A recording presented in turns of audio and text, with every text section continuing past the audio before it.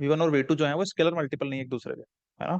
तो जैसे मान लो कि फॉर एग्जाम्पल, मैं एग्जाम्पल ले लेता हूँ, R2 ले लेता हूँ मैं ना, एग्जाम्पल के लिए मैं क्या कर लेता हूँ, R2 ले लेता हूँ, and that C1 V1 plus C2 V2 is equal to B, है ना। कोई सॉल्यूशन एग्जिस्ट करेगा उसके लिए ये होना पड़ेगा। तो जैसे मान लो R2 लिया अपन ने, दोनों स्केलर मल्टीपल है नहीं, तो सिंप्लिसिटी के लिए V1 इधर ले लेते हैं और V2 इधर ले लेते हैं।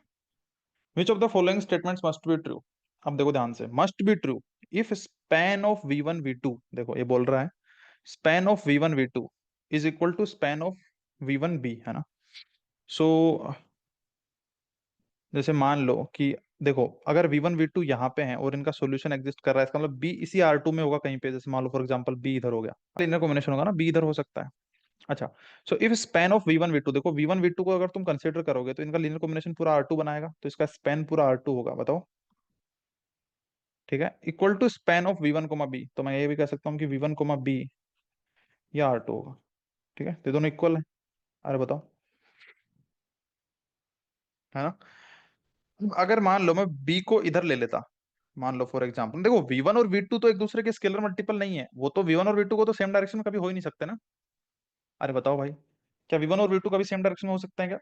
नहीं हो सकते ना। यार मेरे पास बहुत बैक पेन हो रहा है भाई बैठने में ही। आह, चलो कोई बात नहीं। हम्म। सो V1 और V2 एक डायरेक्शन में नहीं हो सकते, सीधी सी बात है, तो अपन ऐसे मान लिया, ठीक है। सो अब देखो स्पैन ऑफ V1 B, है ना। तो अब देखो बी का क्या सेंस है भाई, बी का क्या सेंस है। हाँ, लेट के पढ़ा था भाई, ये भी ठीक है ये ठीक है ये सही आइडिया है। चलो,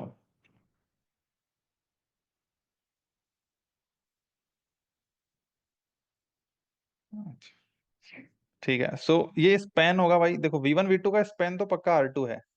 अब बी पे मेरे पास चॉइस है ना, बी मेरे पास चॉइस है। अगर मैं बी को इधर ले लूं, इधर ले लूं, तो स्पैन ऑफ V1 B क्या R2 हो सकता है क्या? नहीं हो सकता ना। अगर मैं बी को V1 का मल्टीप्लीकेशन ले लूं, है ना, B equal to C V1 ले लूं, या मैं C1 V1 ले लूं और C2 को जीरो कर दूं, तो ये R2 स्पैन कर सकते हैं क्या? नहीं कर सकते, है ना। सीधी सी बात है ना। तो लाइन स्पैन होगा। अब ये बोल रहा है, देखो अब इस क्वेश्चन को पढ़ना, इफ दिस, अगर ये स्पैन इक्वल है तब पक्का C2 not equal to zero है। अरे बताओ क्या मैं कह सकता हूँ क्या? देखो लैंग्वेज में कंफ्यूज नहीं होना है। अगर स्पैन इनके इक्वल है ना, स्पैन इक्वल है। स्पैन कब इक्वल हो सकते हैं? तभी इक्वल हो सकते हैं जब ये बी इस V1 वाली लाइन में ना हो। अगर बी मान लो किधर भी हो, और अगर मान लो बी V2 की लाइन में भी हो, तो भी इन दोनों के स्पैन इक्वल हो सकते हैं, क्योंकि स्पैन ऑफ V1 B लेना है। समझ रहे हो बात? बस एक ही कंडीशन है अपने पास की, जो क्या कंडीशन है अपने पास कि जो V1 जो बी है ना, वो V1 की लाइन में ना नहीं होना चाहिए। बी जो है वो V1 का स्केलर मल्टीपल नहीं होना चाहिए। ये समझ में आ रही है बातचीत यार? ये क्लियर है क्या? है ना, स्केलर मल्टीपल नहीं होना चाहिए। तो इसका मतलब देन देखो, स्केलर मल्टीपल नहीं होना चाहिए, इसका मतलब बी जो है वो C1 V1 के इक्वल नहीं होना चाहिए, और C1 V1 के इक्वल कब होगा? जब C2 इक्वल टू जीरो होगा। इसका मतलब C2 not equal to zero होना ही होना चाहिए।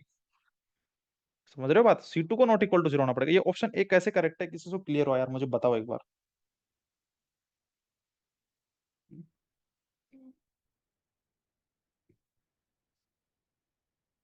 ठीक है, ओके। सो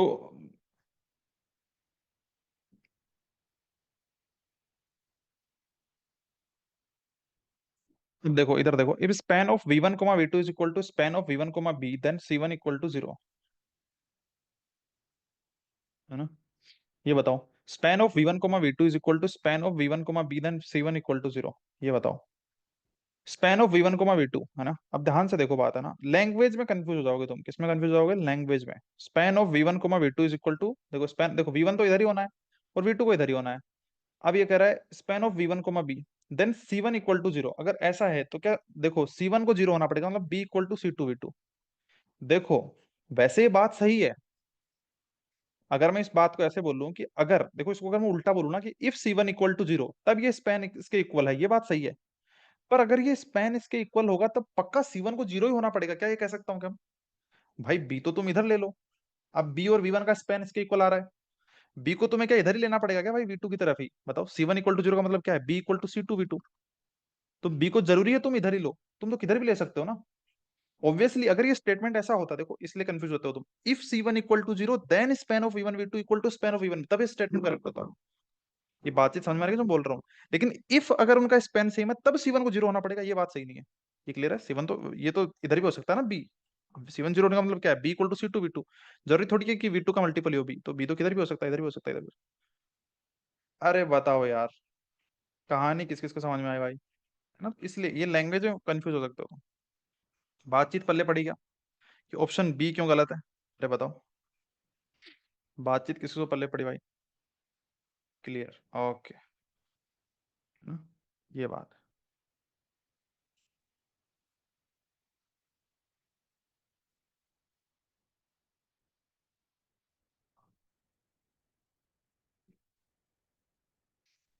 ठीक है, तो इसलिए बी गलत है। इफ स्पैन ऑफ, अब ध्यान से देखना, if span of V2 comma B does not contain V1, देखो V2 तो इधर है ना?